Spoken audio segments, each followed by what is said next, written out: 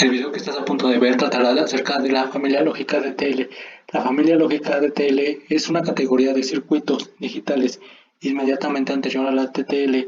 Recibe el nombre de DTL porque, como podemos ver en esta compuerta ANA, está conformada por una red de diodos y un transistor que hace la etapa de amplificación. Aquí explicaré la compuerta NAND y después mi compañero explicará la compuerta NOR. Estas dos compuertas son importantes ya que con ellas se pueden hacer las demás compuertas. Para empezar, tenemos una entrada 0 y la otra 0.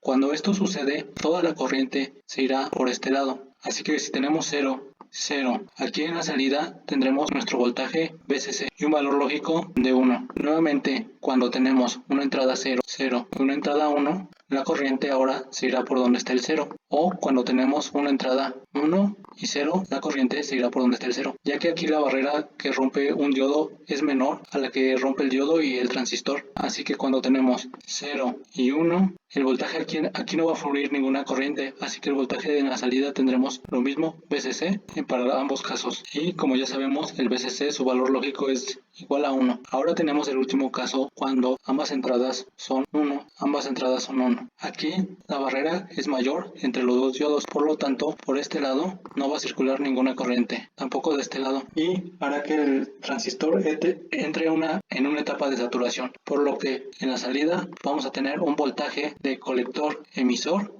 en saturación, que es aproximadamente de 0.2 voltios y un valor lógico de 0.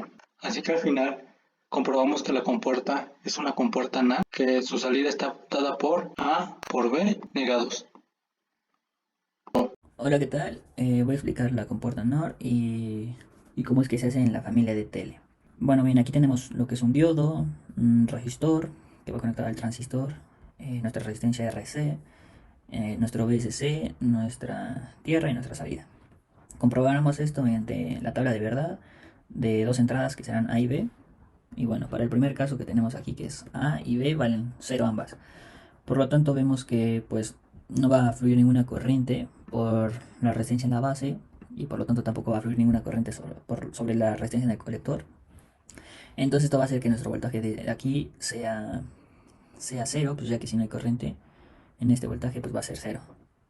Entonces nuestra salida de nuestro primer caso va a ser VCC con un valor lógico que va a valer 1. Para nuestro siguiente caso que tenemos aquí, nuestra entrada A va a valer 0 y nuestra entrada B vale 1. O sea, esta entrada vale 1. Por lo tanto, vemos cómo va a fluir una corriente sobre RB, nuestra resistencia en la base, y esto va a hacer que B, nuestro transistor, se sature. Por lo tanto, vamos a tener un voltaje en el colector emisor saturado, que esto va a valer 0,2 volts. Entonces, para nuestro segundo caso, nuestro voltaje de salida va a ser el voltaje colector emisor saturado. Y esto en un valor lógico va a ser 0. Para nuestro tercer caso que tenemos aquí, tenemos que nuestra entrada A ahora vale 1. Esta entrada ahora vale 1. Y nuestra entrada B va a valer 0. O sea, aquí no hay corriente. Por lo tanto, solo va a fluir por este lado. Pero pues es lo mismo que el anterior. Por RB va a fluir esa corriente. Va a hacer que el transistor B se sature. Y va a valer lo mismo que el anterior. Vamos a tener de salida en voltaje, un voltaje en el colector emisor saturado de igual manera, y nuestro valor lógico va a valer ahora 0 de igual manera. Para nuestro último caso tenemos que ambos valen 1 en nuestras entradas, entonces pues va a pasar por aquí la corriente, va a llegar a RB y va a ser de igual manera que el transistor se sature, haciendo que nuestra salida de nuevo sea el voltaje colector emisor saturado y nuestro valor lógico va a valer 0. Entonces tenemos que nuestra salida S es A más B negados.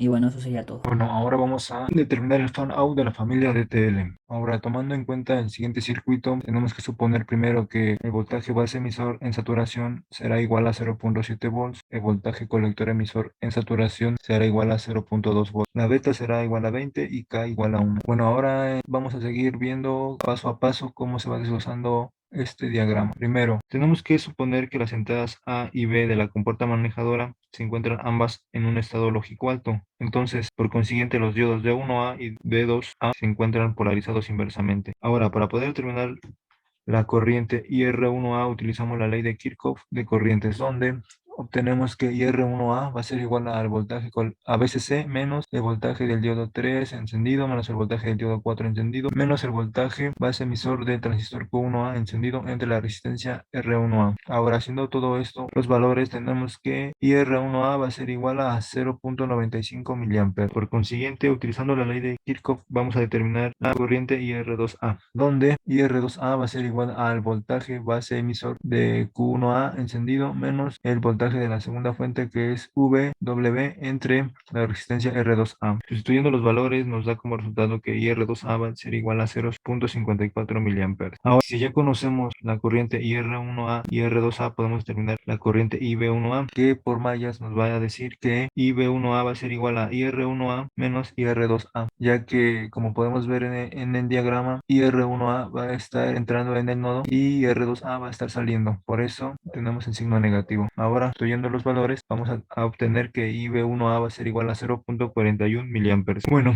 ahora podemos determinar la corriente del colector del transistor Q1A cuando trabaje en el límite de saturación. Esto es cuando está en el punto EOS. Por eso asignamos el valor de K igual a 1. Ahora, tomando en cuenta eso, podemos utilizar pues la siguiente ecuación, que es IC igual a beta por IB, donde aquí tenemos que tener en cuenta que IC va a ser igual al IC del transistor Q1A y IB va a ser igual a IB1A, que anteriormente habíamos calculado. Ahora, sustituyendo los valores anteriores, nos da como resultado que IC del transistor Q1A va a ser igual a 8.2 miliamperes. Bueno, ahora vamos a enfocarnos en la salida de la compuerta A, donde en la salida tenemos el voltaje en saturación del transistor Q1A, que es igual a 0.2 volts. Con ese voltaje están polarizados directamente el diodo D1B de la compuerta de carga y los diodos D3B y D4B conducen. Entonces, el voltaje en la base de Q1B es igual a la siguiente ecuación, donde vemos que ese voltaje va a ser igual al voltaje colector emisor en saturación del transistor Q1A más el voltaje del diodo 1B encendido menos el voltaje del diodo 3B encendido menos el voltaje del diodo 4B encendido. Sustituyendo los valores, pues tenemos que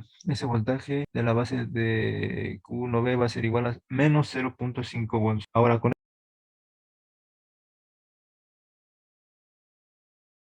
ese voltaje de menos 0.5 volts en la base del transistor Q1B, podemos asegurar que ese transistor se encuentra apagado. Por ende, ahora podemos calcular la resistencia R1B, donde, analizando la malla, tenemos que IR1B va a ser igual a VCC menos la suma de los voltajes, cuáles son el voltaje colector emisor de Q1A más el voltaje del diodo 1B encendido, esto sobre la resistencia R1B. Tomando en cuenta todos los valores calculados anteriores y sustituyendo, obtenemos que esta corriente va a ser igual a 1.55 miliamperes. Ahora, con el transistor Q1B apagado, la corriente IR2B es igual. De este modo podemos ya analizarla tomando en cuenta pues con la malla, ¿no? Donde calculamos que IR2B va a ser igual al voltaje de la base de Q1B menos el voltaje de la segunda fuente, que es VW entre la resistencia R2B, perdón. Ahora, la corriente IR2B ya con valores sustituidos nos da como resultado 0.3 miliamperes. Ahora que ya tenemos la corriente que pasa por el punto F, suponiendo que solamente tenemos una compuerta de carga y esta es la diferencia de la corriente IR1B menos IR2B, tenemos la siguiente ecuación. Ya ahí pues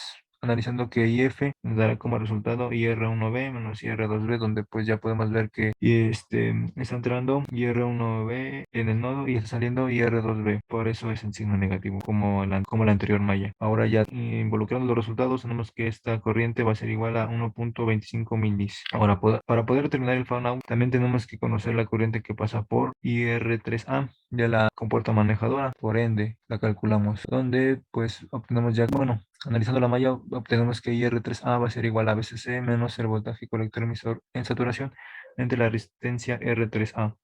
Sustituyendo los valores, tenemos que esta corriente va a ser igual a 0.95 milis. Finalmente, la corriente del colector Q1A es la suma de la corriente de carga IF y de la corriente IR3A, como lo podemos ver en la malla. Ahora, bueno, en esta malla. Ahora pues ya tenemos la ecuación que nos define ese punto en ese nodo de la malla, y ahora pues ya para encontrar las n compuertas de carga solamente se le va a agregar el índice n a la corriente IF, donde nos queda la siguiente ecuación. Ahora despejando n, tenemos que n va a ser igual a la corriente IC del transistor Q1A menos la corriente IR3A entre IF, donde pues tomando los valores calculados tenemos que n va a ser igual a 5.8 compuertas de carga, pero nosotros no podemos poner solamente 0.8 de compuerta, por ende pues se reduce al valor entero más próximo. Por eso nos queda que n es igual a 5 compuertas de carga. Y bueno, finalmente así es como pues se calcula el fan out.